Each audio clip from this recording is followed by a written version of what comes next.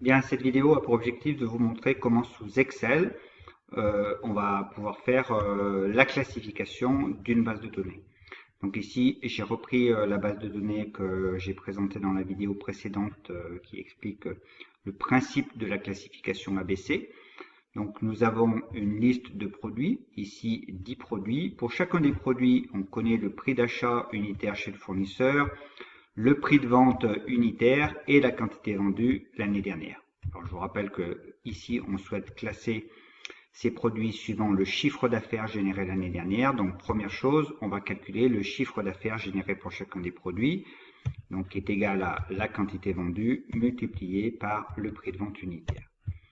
Voilà, donc j'étire cette formule et comme ça, j'ai pour chacun des produits de ma base de données, donc pour chaque article ici, le chiffre d'affaires qu'il a généré l'année dernière.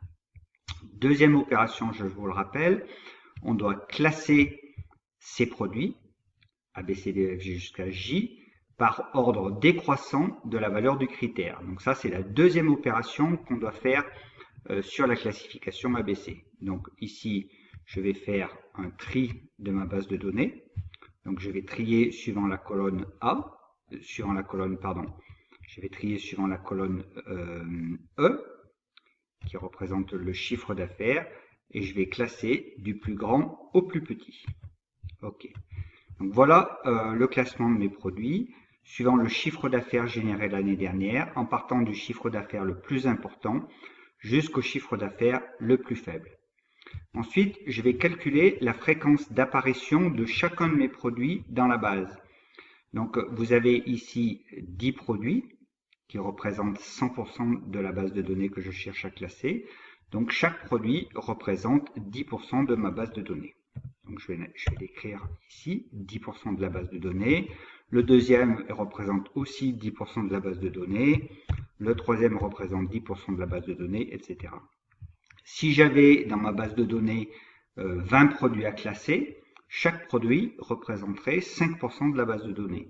Et si j'avais dans ma base de données 100 produits à classer, chaque produit représenterait 1% de la base de données. Et ensuite, je vais calculer la fréquence cumulée. Donc la fréquence cumulée, 0 produit représente 0% de la base de données. Le premier produit représente 10% de la base de données. Le deuxième produit représente ce que représente le premier produit plus la fréquence du deuxième. Donc c'est égal à ça plus la fréquence cumulée précédente que je vais pouvoir étirer jusqu'à la fin. D'accord? Donc ça c'est très simple à comprendre. Le premier produit représente 10% de la base de données. Les deux premiers représentent 20%, les trois premiers 30%, les quatre premiers 40% et les 10 produits représentent 100% de la base de données. Ensuite, je dois calculer le pourcentage que représente chacun des produits, le pourcentage du chiffre d'affaires que représente chacun des produits par rapport au chiffre d'affaires total. Donc premièrement, je vais calculer le chiffre d'affaires total, donc ici, qui est égal à la somme des chiffres d'affaires. Donc voilà le chiffre d'affaires total que j'ai fait l'année dernière, qui est la somme du chiffre d'affaires du premier plus le deuxième, etc. Et je vais calculer quelle est la part du chiffre d'affaires du produit C parmi le chiffre d'affaires total. Donc ça, c'est égal au chiffre d'affaires du produit C divisé par le chiffre d'affaires total, que je prends soin de bloquer parce que c'est celui que je vais réutiliser tout le temps. Donc, vous voyez que le produit C, ici, représente, avec 60 000 euros sur les 130 800 euros, il représente 46% du chiffre d'affaires. Voilà. Le produit F, qui a un chiffre d'affaires de 45 000 euros, eh bien 45 000 euros sur 130 800 euros, c'est 34% du chiffre d'affaires. Et je peux faire ça pour tous les produits de ma base. Donc ici, vous voyez, bon, les derniers produits représentent 0%. En réalité, c'est parce que je suis... Voilà, j'ai un petit problème lié aux virgules et à la précision de mon calcul. Bien, ensuite, je vais chercher le chiffre d'affaires cumulé. Donc le 0 produit représente 0% de chiffre d'affaires. Le premier produit, son chiffre d'affaires cumulé, c'est égal au chiffre d'affaires cumulé du premier produit. Ensuite, le deuxième produit, donc je dois calculer le chiffre d'affaires cumulé de ces deux produits-là.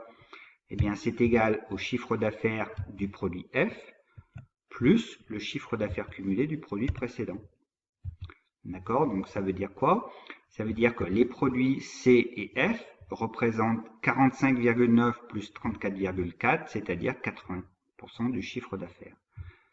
Et je vais pouvoir comme ça étirer jusqu'au bout. Je peux maintenant tracer la courbe. Donc tracer la courbe qui est la courbe représentative du critère. Hein? Donc je fais, ici je vais insérer un graphique, par exemple ce type de graphique.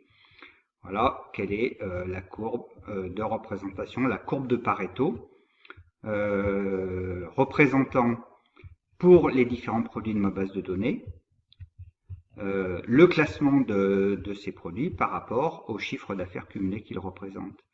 D'accord? Donc si je veux être un petit peu plus juste, ici, je vais pouvoir modifier l'axe des X et prendre comme étiquette de l'axe des X les produits. OK. Voilà. Donc maintenant, vous avez ici une représentation donc, de l'évolution de mon critère cumulé en fonction des différents articles, classés dans l'ordre décroissant de la valeur du critère. Le premier critère C, le premier produit C représente 46% de la valeur du critère. Les deux premiers produits C et F représentent 80% de la valeur du critère. Les trois premiers produits C, F, G représentent ici 87% de la valeur du critère. La courbe est une retranscription de ce qu'il y a dans le tableau. Je peux ici, si je veux être plus, avoir un tableau plus joli, représenter ici pourcentage du chiffre d'affaires. Classification sur le pourcentage du chiffre d'affaires. Ok, voilà. Donc maintenant, je peux aussi maintenant calculer l'indice de Gini correspondant à cette courbe de classification. Donc l'indice de Gini correspondant, je vous rappelle que pour ça, il faut que je calcule la superficie des trapèzes, d'accord?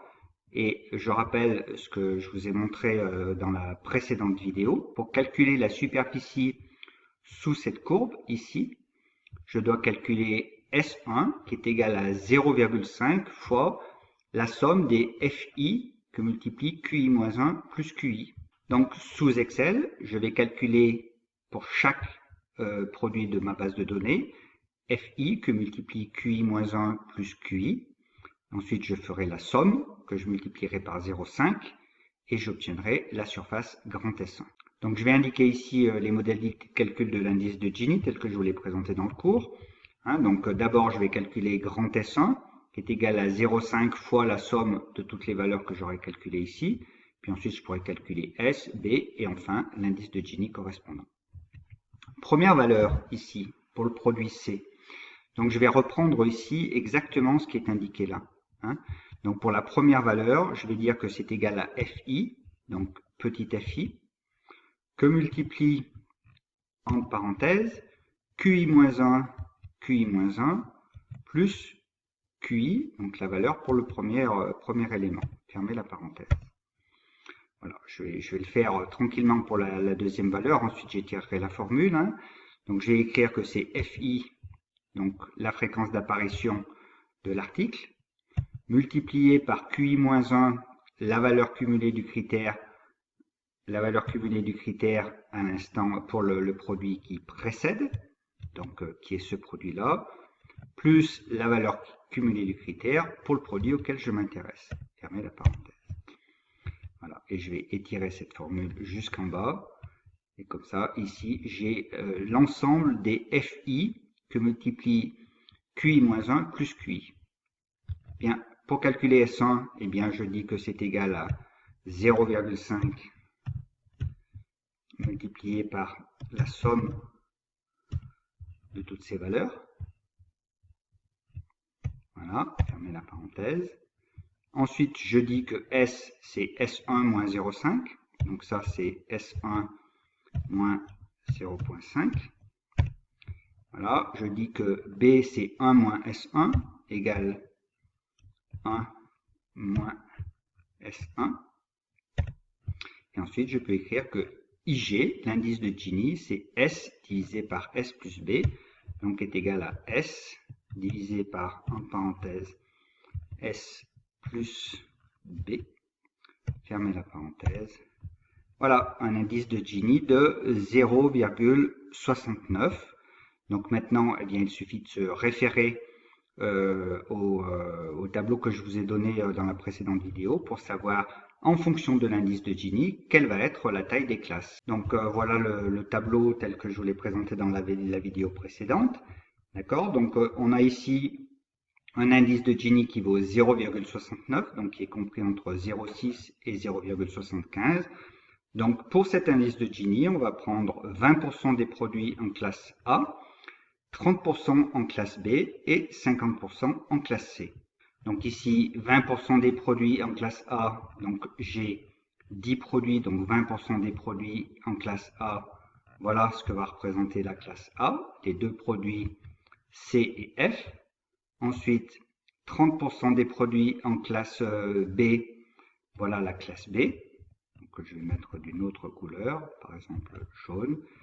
Et enfin, les 5 autres produits, 50% des produits que je vais mettre en classe C. Alors vous voyez que ici, c'est très intéressant de remarquer ça, les produits C et F qui sont en classe A, vous voyez que le pourcentage de la valeur du critère est relativement élevé pour chacun de ces produits. 45 pour le premier, 34 pour le deuxième. Ensuite, j'ai un saut.